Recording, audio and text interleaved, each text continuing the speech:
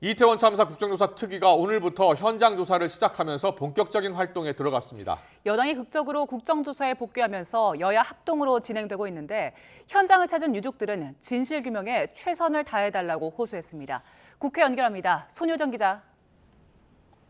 네, 국회입니다. 네, 이태원 국조 특위 여야 현장 조사 아직도 계속되고 있는 겁니까?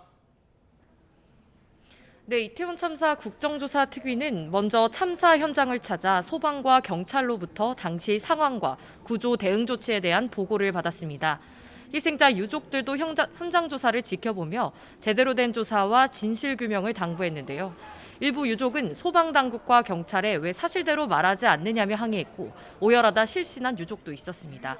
현장 조사 보고 오시죠. 책임 소재를 규명하면서 재발 방지 대책을 만드는 국정조사가 될 수 있도록 최선을 다하겠습니다, 여러분. 네, 약속 잘 지켜주세요. 약속 드리고요. 진실을 밝혀주세요. 유족들 지금까지 장례치느라고 정신없어. 이제 한 달 넘으니까 겨우 약 올리는 것도 아니고 야당 여당을 떠나서 아이들이 이게 젊은 아이들이 간 거잖아요. 이어 국조특위 위원들은 이태원 파출소로 이동해 신고 대응과 당시 근무 현황 등을, 서울경찰청 상황실에선 압사 우려 신고가 접수됐을 때 긴급 상황 최고 단계인 코드 제로가 발령되지 않은 이유 등을 따져 물었습니다. 이후 서울시청에서 관련 내용을 추가로 보고받을 예정입니다. 여당이 국정조사에 전격 복귀하며 가까스로 여야 합동으로 본조사가 시작됐지만 이미 국정조사 활동 기간은 절반 넘게 지났는데요. 청문회 핵심 증인 채택과 기한 연장 문제를 두고 여야가 다시 충돌할 가능성은 여전히 남아 있습니다. 내년도 예산안 두고도 여야의 협상이 계속 이어지고 있는 겁니까? 네, 국민의힘 주호영 원내대표와 민주당 박홍근 원내대표는 어제 비공개 회동하며 쟁점 사안을 논의한 것으로 파악됐습니다. 하지만 여전히 경찰국과 법무부 인사정보관리단 설치 예산 등을 두곤 평행선을 달리고 있습니다. 여야 원내대표의 말 들어보겠습니다.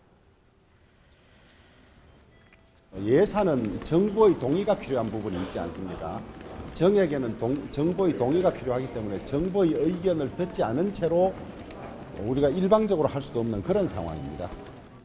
이제는 집권 여당 국민의힘이 결단해야 합니다. 국민의힘도 더 이상 용산 바라기가 아닌 민생 바라기가 되기를 바랍니다.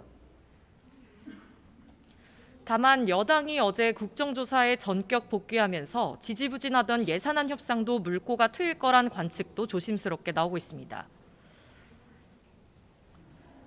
네, 그리고 국민의힘이 100% 당원 투표로 새 당대표를 뽑기로 가닥을 잡았는데요. 당권 주자 간의 신경전도 본격화하고 있다고요? 네, 어제 상임 전국위에서 당원 개정안이 의결되면서 100% 당원 투표 방안은 사실상 구분응선을 넘은 상태입니다. 당권 주자들이 난립하고 있는 가운데 후보 간 단일화나 연대설도 주목받고 있는데요. 친윤계인 김기현 의원과 장제온 의원은 자신들을 향한 연대설에 이렇게 답해 눈길을 끌기도 했습니다. 김장 담그면 되는 것이지 뭐 김장 담근다고 선언하고 김장을 담그나요. 잘 담궈서 맛있게 식단에 올려놓으면 풍부하고 맛있는 음식 반찬을 통해서 우리 국민들의 건강도 그리고 정치권에서 영양분도.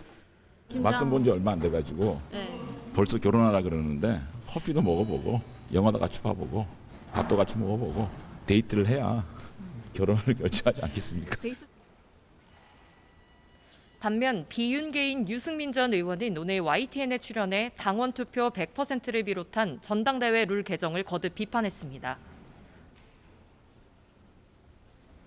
국민의 힘이라고 적어놓고 당원의 힘이 돼버렸잖아요.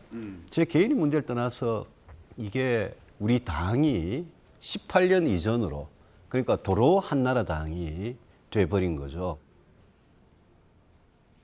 상대적으로 인지도가 높은 것으로 평가받는 안철수 의원 역시 당심 100% 반영엔 부정적입니다. 나경원 전 의원도 출마 가능성을 열어뒀지만 다른 후보와의 연대설에는 선을 긋는 등 주요 후보 간 셈법이 갈수록 복잡해지는 분위기입니다. 지금까지 국회에서 YTN 손효정입니다.